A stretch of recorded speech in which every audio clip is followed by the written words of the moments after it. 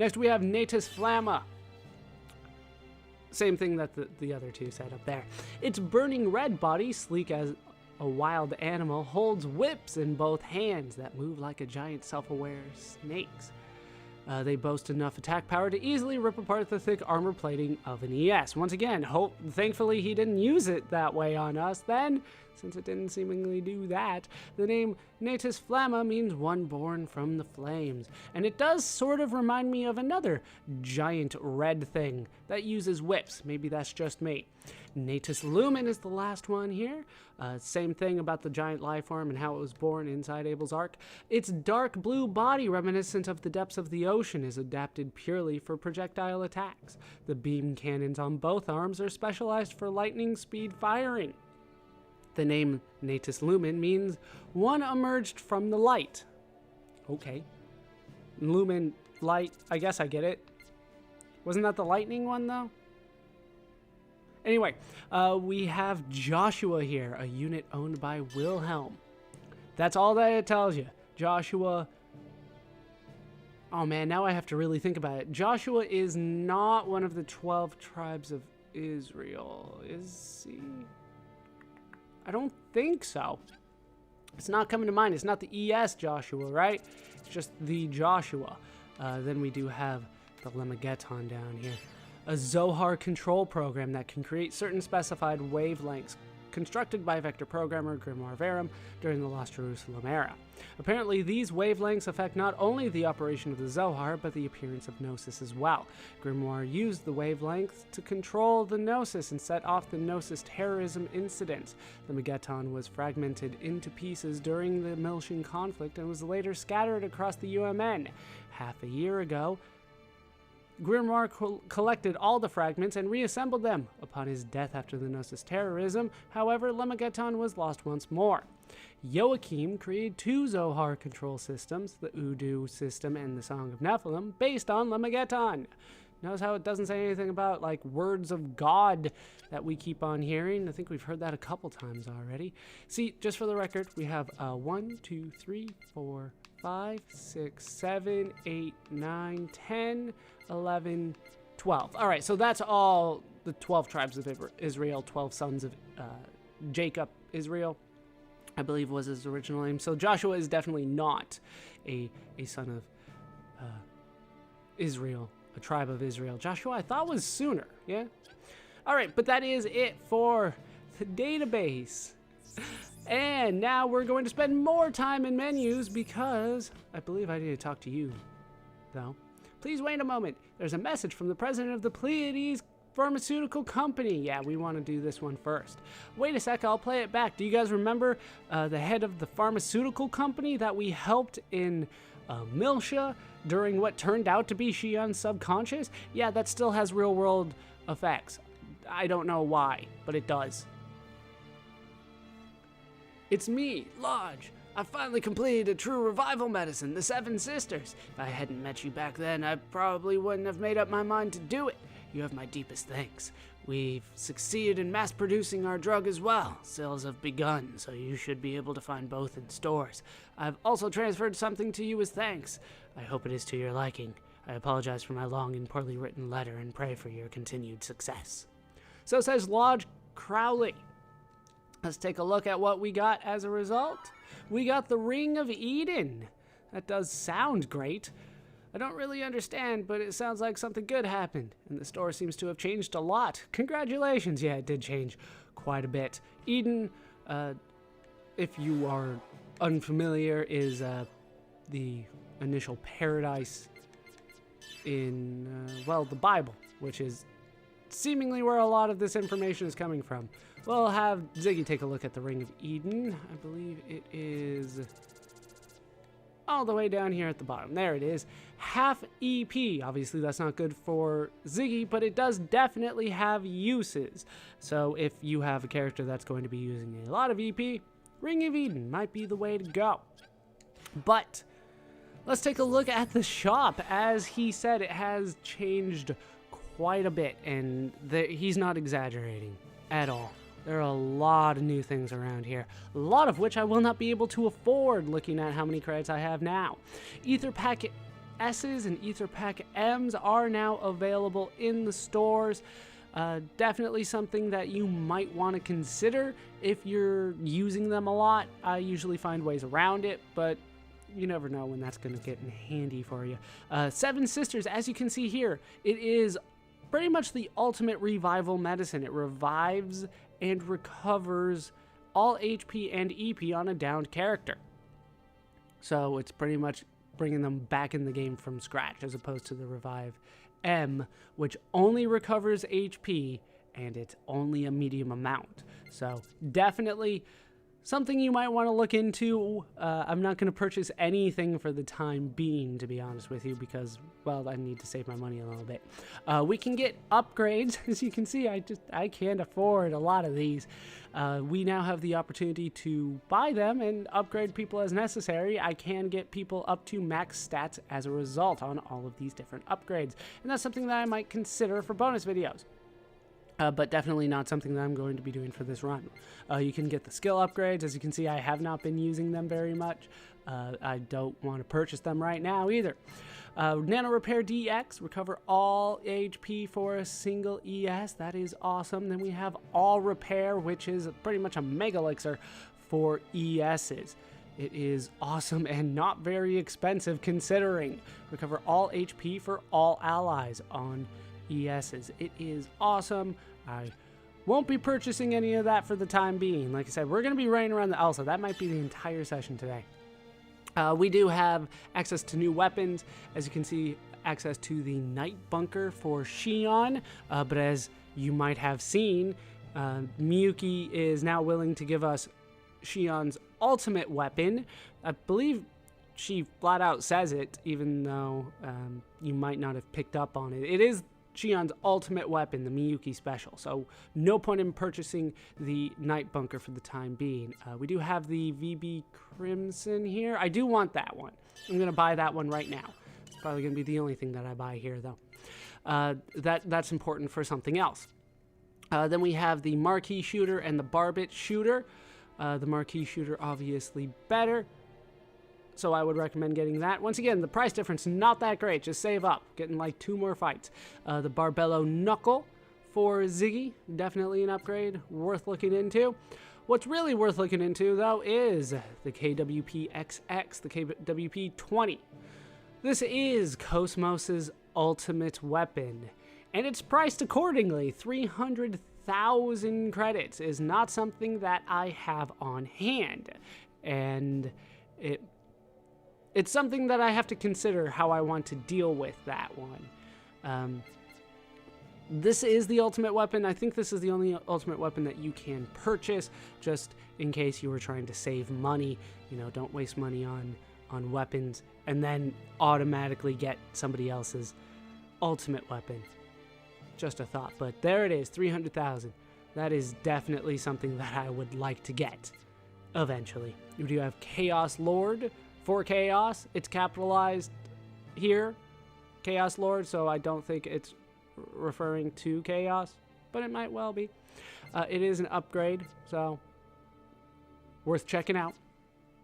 We do have the VF Shot, but if you remember, we already have Junior's ultimate weapon on him due to me suffering in Haycox, so we don't need to purchase anything more for him weapon-wise.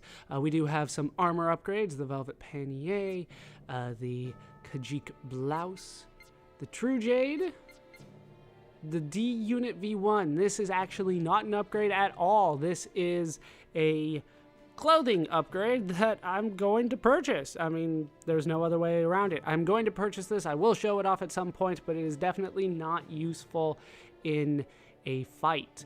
It does increase Cosmos's ether attack, but lowers everything else drastically. So it's not something that I'm purchasing in order to use in battle. It's something that I'm going to purchase to show off inside of a battle.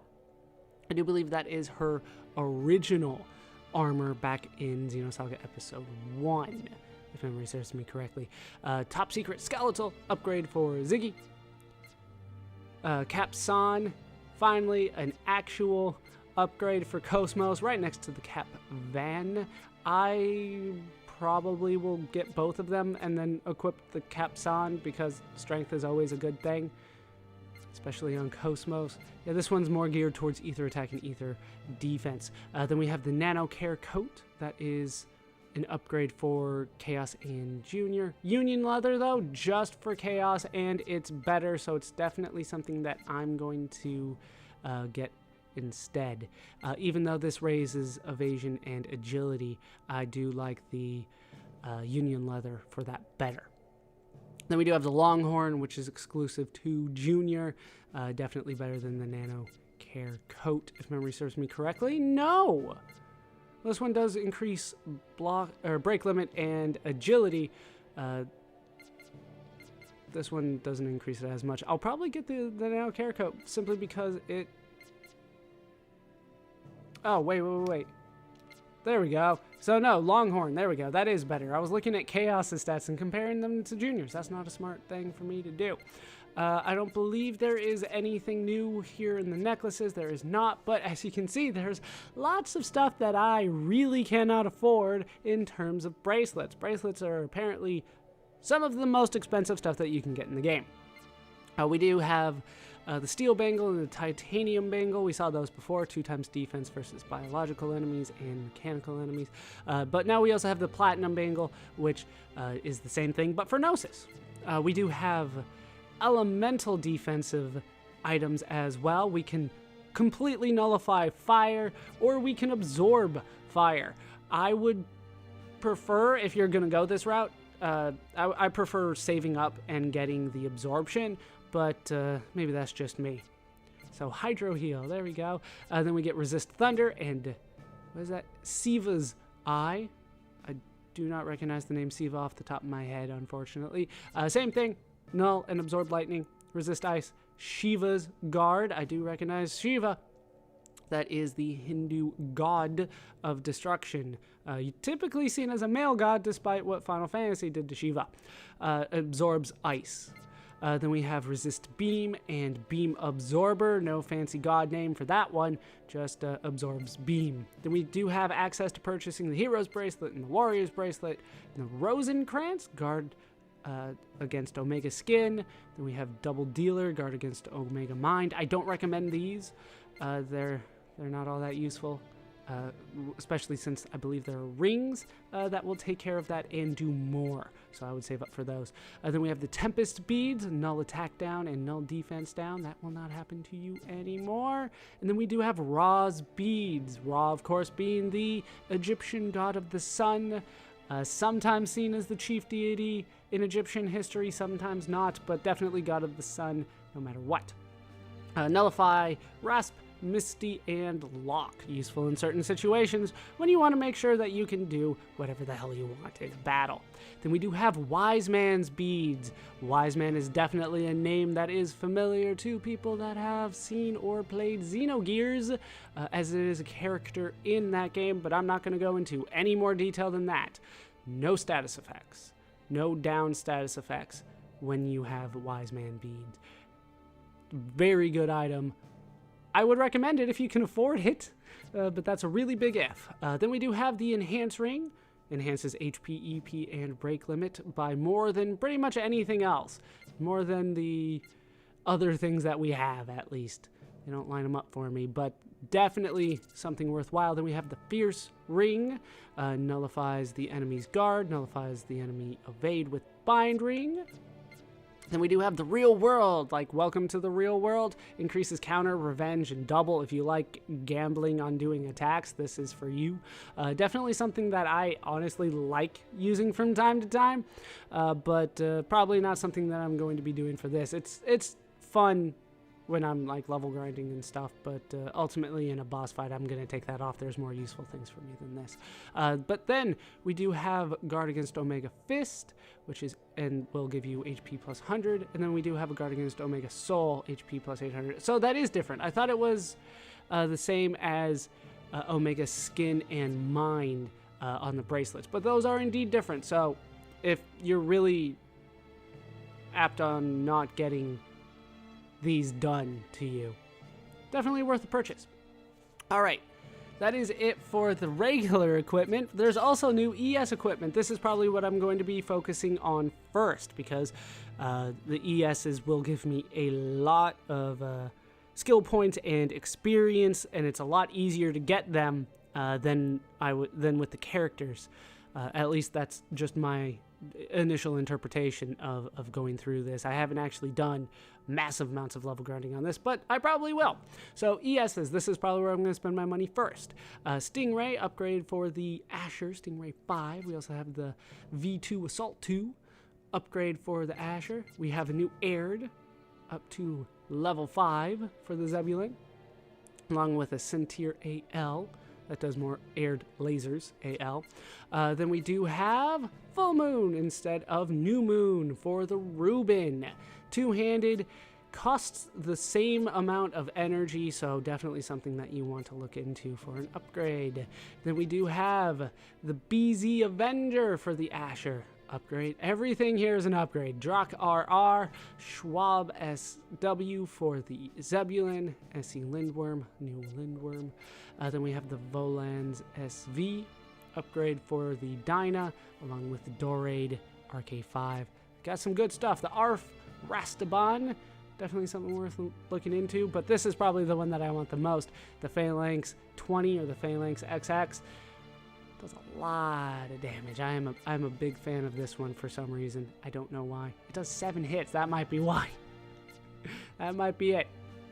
We do also have, strangely enough, lower HP frames, but then also an upgrade. So you'll definitely want to look at those upgrades and avoid the lower one. Just because it's new doesn't mean you should buy it. What's really weird to me is that the frame upgrades that we got as a result of taking out those Gnosis enables arc in each of the orbs, the Natus guys, if you remember.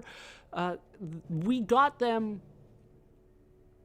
from those guys by killing them. It's not like we stole it, and it's not like those guys are optional. So, I don't know. Feel free to purchase the upgrade, though. I don't know why they would offer you lower stuff than what I have. Maybe you can get through without taking out the orbs, but honestly, you want to take out the orbs. Speaking of orbs, here's orb for Dyna. More frame upgrade, and then the Huanglong for the Reuben. Everybody gets an upgrade. I believe everybody would now be roughly 60,000. Not the Zebulon, though. Zebulon is not so good at that. Somewhere between 52 and 62. New upgrade to the generator so that everybody can do 900 energy worth of damage. Definitely something that you want. That's probably the thing that you want. Then you will want the CUS 9, get everybody up to 9 slots.